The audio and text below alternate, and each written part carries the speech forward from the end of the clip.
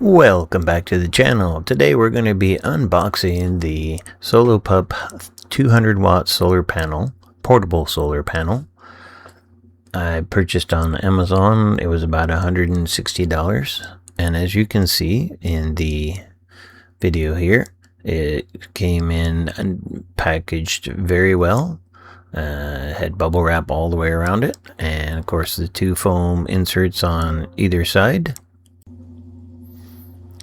And it was, as you can see, very well packaged. Comes with this package, and inside the package you will see a bunch of cables. One of them is this port adapter that you can plug in. It has two USB-C and two regular USB ports and one SAE connection, and then the other cable allows you to connect up to the solar panel to any type of power bank that you may have, portable power station. Okay, it also comes with 4 adapters. Now I had to use 2 of the adapters, one for my 1000 watt Jackery and the other one for the 240, and I will show you that a little bit later in the video.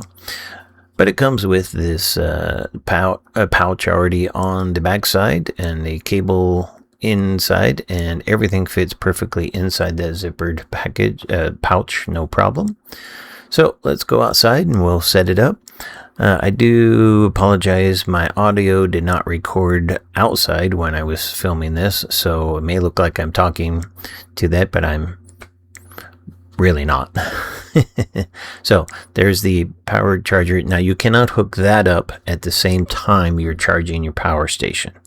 Okay, so be aware of that. So for my connection, I need the yellow connection and the black connection, and those are the DC 8020s and the, what's the other one, the DC 7909 are the 2 that I need. As you can see, it folds out nice and flat, very well made. And when I was setting this up, I didn't realize which side I'm supposed to the Velcro comes for the back of the stand. So when you see me setting this up, it's like, why is it not working? Well, because I had it basically upside down. Okay, so then when I realized that, I had to go, okay, I'm a goober, and now I have to go the other side and flip them up. Now, by yourself, as you can see, one person can certainly do this. All right, and as long as you get one of the stands up, then the rest are kind of a lot easier to do. Okay, now the way I have the solar panel facing right now, it is not facing directly into the sunlight. It's actually facing west, and the sun is going east to west, but I don't have this facing this direct sun. And also on these stands, there is a hole or grommet hole on each one, so you could stake it down. That doesn't mean it's not going to be able to blow away, but whether it stays standing up in high wind, hard to say. I have not gotten that far yet. So here's what it looks like, and we're going to hook it up to the 1000 watt Jackery Explorer that you see right here. And of course it does need an adapter. Okay, and it comes in the kit, so it worked perfectly. So the Jackery I had was at about 97% charged, so that's the adapter I need for the big Jackery. Plugs in on the side, as you can see, and then all I gotta do is turn it on and take a look and see what input I'm getting. Now, the way it was facing right now, I was pulling 100 watts of power. It's not facing directly into the sunlight. So what I did was, I'll see if we can see it on the video here. May not be able to, but I was pulling 100 watts. So then I realized, oh, I'm not facing directly in the sun. So I decided to move the entire stand and face it directly into the sun. And when I did that, I got up to 150 watts. So remember, this is a 200 watt solar panel, and in direct sunlight I was pulling 150 with no problem. Okay, and that's about max as to what this particular panel will generate. And And let me tell you, it worked fine. I was 150 watts the entire time I was out there. And I have a demo I'll show you here in a second that will see how long this thing will actually run. So I don't know if let me see, on the video you can't really see it, but it is pulling right now 150 watts. Yep, there we go. So right now we're at 96% on the Jackery, and the camera should focus here in a second. There we go, 150 watts input.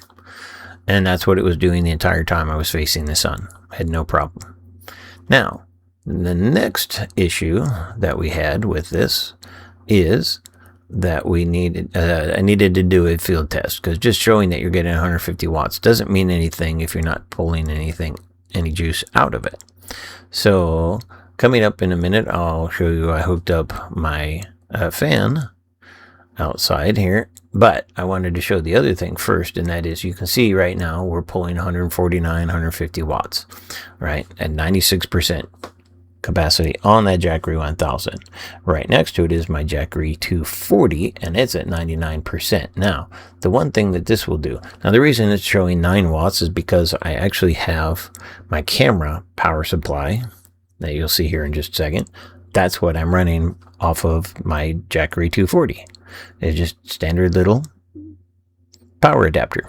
Okay, that's what that is. So now what I decided to do is, when I was running 140 on the big Jackery, on the small one it switches, sorry for the camera shake, it switched down to half of that, because the charge controller either says I'm at 99%, I don't need anything more than that, but as you can see the Jackery powered it down to 70%. Okay, even though I'm only doing about 4 to 6 watts output, that's because of the camera being power is being ran on it, right? But as soon as I unplugged it from the 240 back to the 1000, and you'll see that the power input bumped back up to 149. See, so depending on the Jackery or the Blue Eddy or whatever power station you have, okay, the charge controller will determine inside the Jackery or whichever one you have how much input it's going to actually accept. Okay, so that is something you have to be aware of. A lot of people said, well, it's only doing 70 watts. That's the controller, not the solar panel. So what I decided to do next was I had brought a fan with me, and remember, this is all outdoors. And oops, phone went off. I put it on low, and I was running, I think I pulled 22 watts on that, if I remember correctly. 27. Okay, so that's on low on that fan. I'm still pulling 149 watts input. So as you can see, if you do the math, that the if I'm running a fan on low speed, that thing's going to last me all day long with no problem. So then I bumped it up to medium speed, okay, and to show you, the output didn't jump up that much, only up to 33 watts, sorry.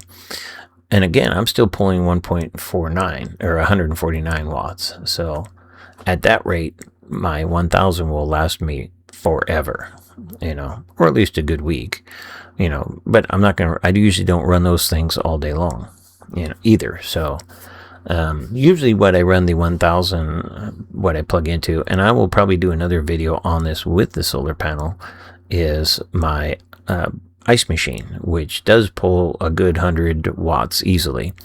So, but that's at high speed, that was at 38 watts output on the fan, and still pulling 147, 148 input from the solar panel. So one last quick look around the solar panel. This is the Solopup 200 watt portable solar panel.